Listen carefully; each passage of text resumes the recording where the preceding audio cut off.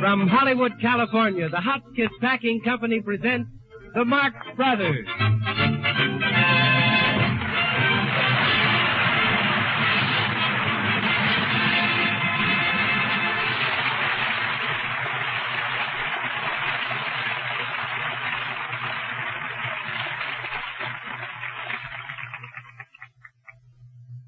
Good evening, ladies and gentlemen. This is Groucho Marx speaking, and already it's not such a good evening.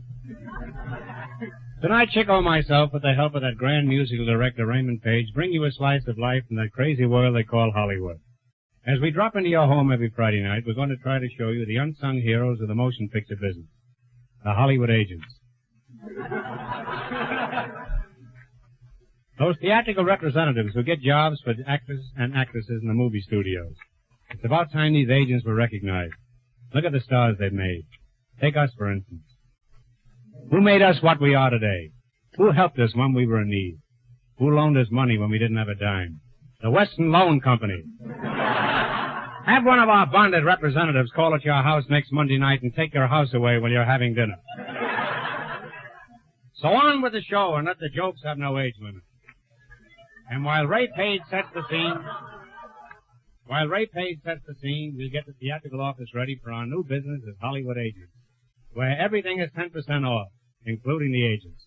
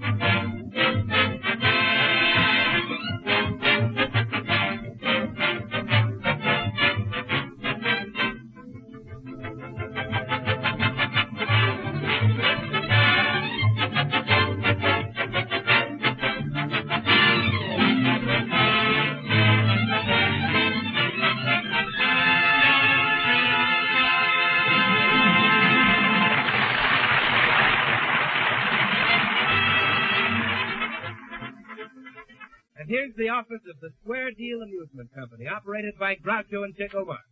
Representatives of talent for the screen, sellers of sensational stars. Also headquarters for slot machines, pinball games, turkey raffles, and marked cards. Here they are, Chico and Groucho.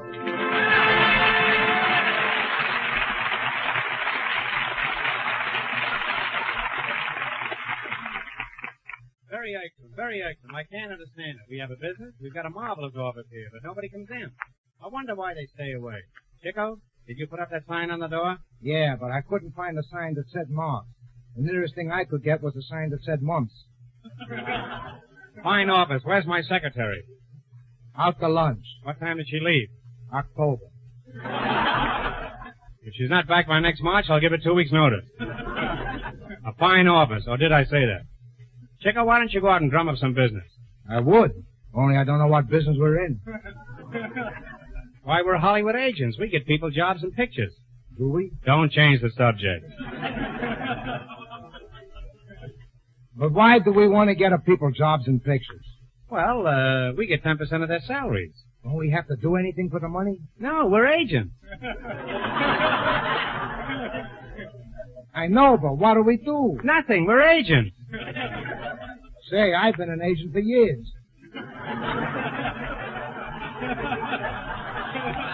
Of course, you should be great as a picture agent. You've never been able to get yourself a job in pictures. Well, I nearly got a job one time. Yeah, in a picture called The Human Race. Yeah, what happened? Oh, they said I wasn't the type. Well, then you'd certainly make a fine agent. All right. Well, where do you get of these people you put into pictures? How do you find actors? Just carry a roast beef sandwich down the street and sign up anybody who snaps at it. Now go out and sign up some stars. Say, I got a great idea. I'll get a Jean Hollow up to the office and sign her up. Wait a minute. Jean Hollow has an agent. Yeah, but it'll be a lot of fun getting her up in the office.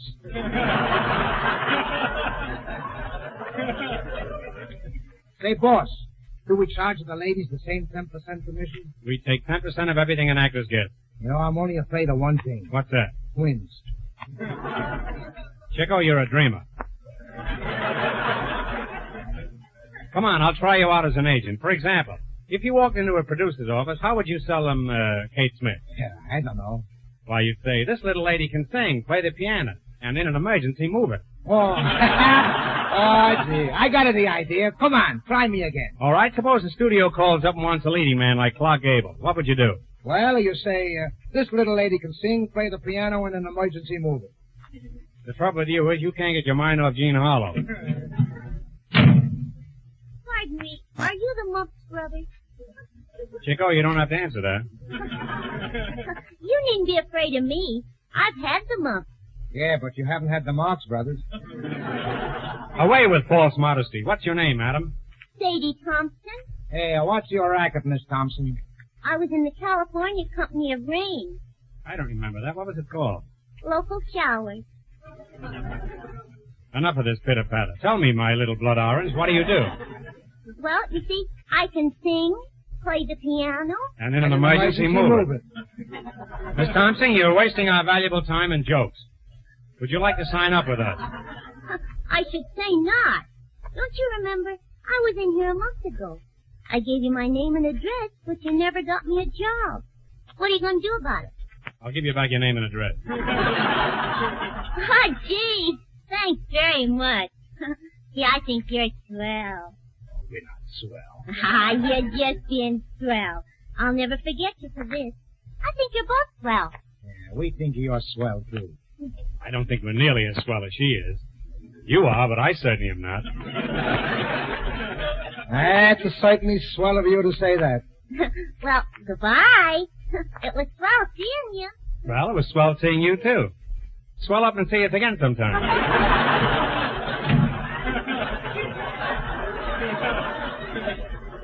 This is a fine location. With the type of people we're getting here, our main entrance must be on an alley.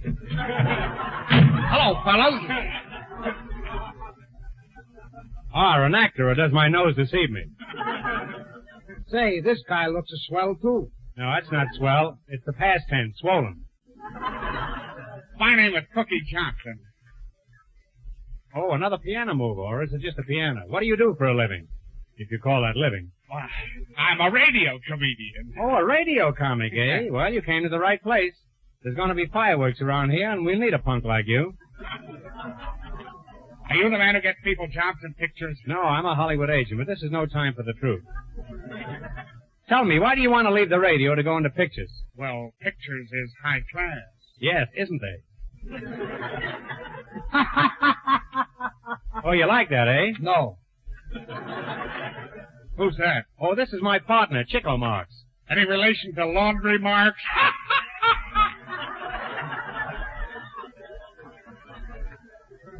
Chico, put on your brass knuckles and shake hands with Mr. Johnson. How do you do? Your name is familiar, but I don't know how to do with your face. I got a couple of suggestions. I don't know if I want you guys for my agents. I don't know if I want an agent. You can't depend on them. I read in the paper the other day just about an agent who committed suicide by jumping off a roof. Oh, don't pay any attention to that. Why not? That was me. It was a publicity stunt. I'm getting out of here. Quick, Chico, lock the door. Hey, wait a minute. What do you agents charge for commission? Well, 10% is our fee. Well, if it's fee, why do you charge 10%? Quick, Chico, open the door. You know, I don't like him. Another thing. How much salary will you guarantee me? Chico, get a contract ready and write in the salary we'll guarantee you. Okay, how do you spell coffee and cake? Hey, if I'm going to sign anything, it's got to be a legal contract. You can trust us, Mr. Johnson. We're an old established firm. We've been in this location since 7:15. Here, I'll draw up the contract. How's this? Whereas you think you're a comedian, and whereas we think we're agents, and we think we can get you a job in movies, of course we're not sure whereas.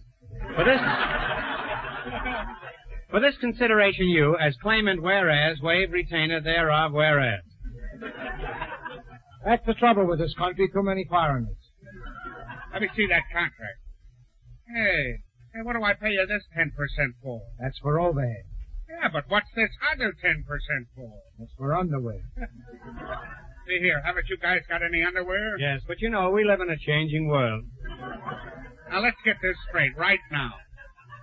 Mr. Marx, how much commission do you want? How much money do you need to live? Hey, wait, here's another 10%. Yeah, that's for overcoats. Well, I'm not going to sign this. Listen, Tub of Butter, when you say that, smile. Yeah, you know what happened to the last guy who didn't sign with us? No, what? He's now a star at MGM. I'll tell you what I'll do. You get me a job for $5,000 a week, and I'll give you $50. Huh. You get us a job for $5,000 a week, and we give you $100. Well, that seems fair enough. Fine, sign here. We'll take you right over. We'll take you right over to Mr. Pincus's office at the Miracle Studios and get you started in a picture called Strike Me Pincus. Okay, but you got to put a clause in the contract guaranteeing me work. All right, how's this? Whereas, if we don't get you a job in 4 consecutive months, or 4 consecutive jobs in 1 consecutive month, you're an old maid. Now sign. Now, wait a minute. Take it easy. I can't sign right away with you. You're strangers. Strangers? Oh, you're crazy. I've known Groucho for years. Well, that's different. Now, sign. Where's your pen? Alcatraz.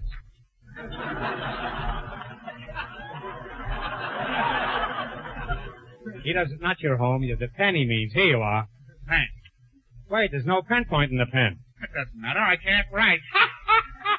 Then we're even. We can't read.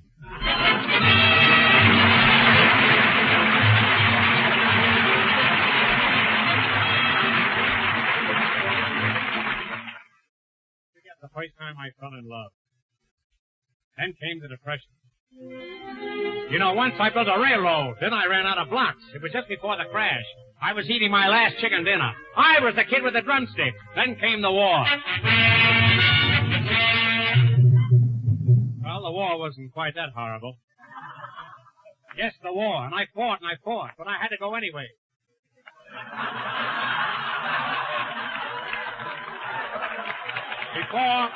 Before I knew it, I was in the thick of battle, and then we ran out of ammunition. All we have is some peas, so we shelled them. I'll never forget how surprised I was the day the general stood before me. He said, "Private Marx, I've had my eye on you for a long time. I've seen you all through your preliminary training in ground work, and I want you to leave my wife alone." Of course, I was taken aback. I was taken aback to the guardhouse, and when I woke up, I had a black eye. How proud I was. My first decoration. But I found they had stripped me of everything. My pride was gone. My honor was gone. Was your watch gone, too? No, but it was going. Then the armistice was declared, and I crawled out of a haystack, packed up my needle, and returned home. I walked into my little gray cottage, and there was my wife. That'll give you a rough idea of what kind of home life Ray Page had. Ah, home. I can see it now. A little rose-covered cottage, and there is my wife, standing at the door. Yeah, how do you know she's standing? I sold the furniture before I left, stupid. Ah, home. What is home without a mother? Chico, I ask you, what is home without a mother? An incubator. So when you hear it thunder, don't run under a tree. There'll be pennies from heaven for you and me.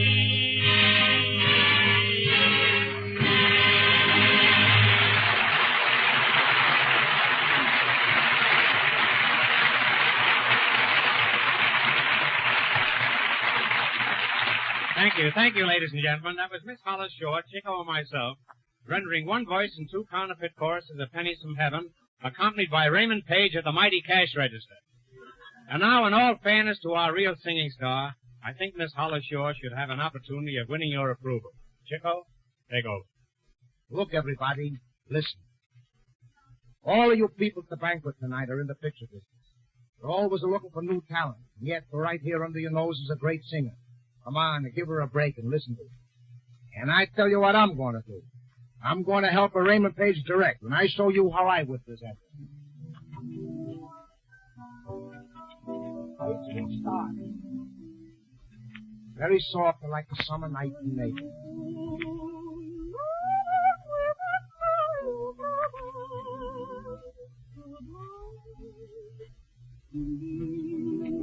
And then suddenly we hear the fountains in the garden.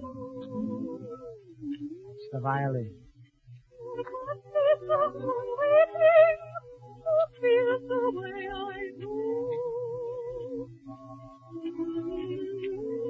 Then the nightingale joins with you. That's the flute.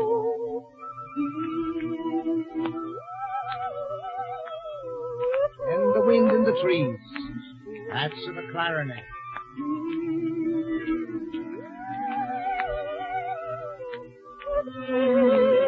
The shallows are the sea.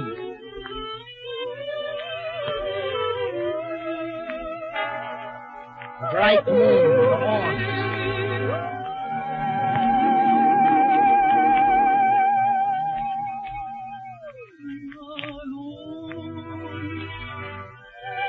And soon the whole night is singing with you.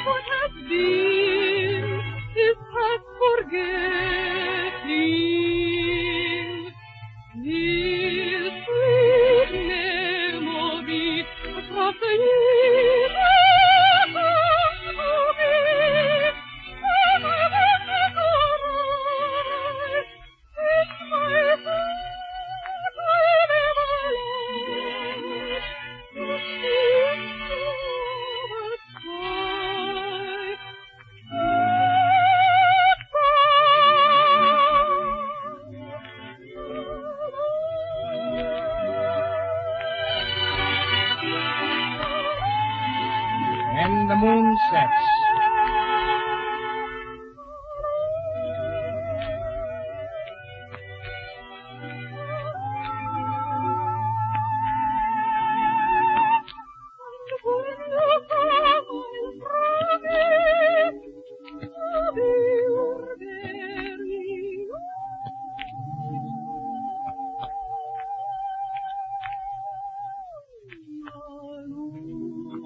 Nightingale sleeps.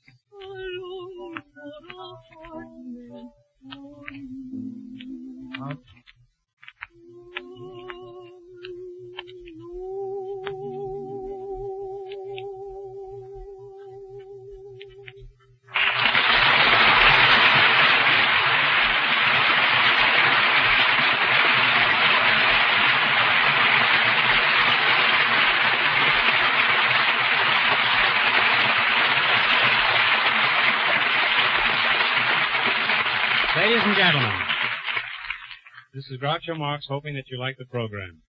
We'd also like to have you know that Miss Hollis Shore is, in actuality, our protege.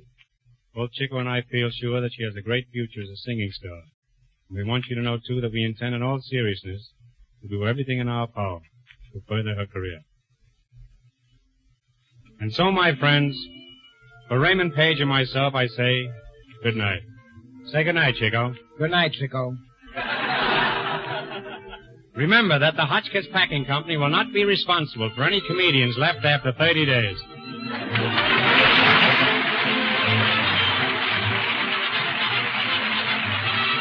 This is the Columbia Broadcasting System.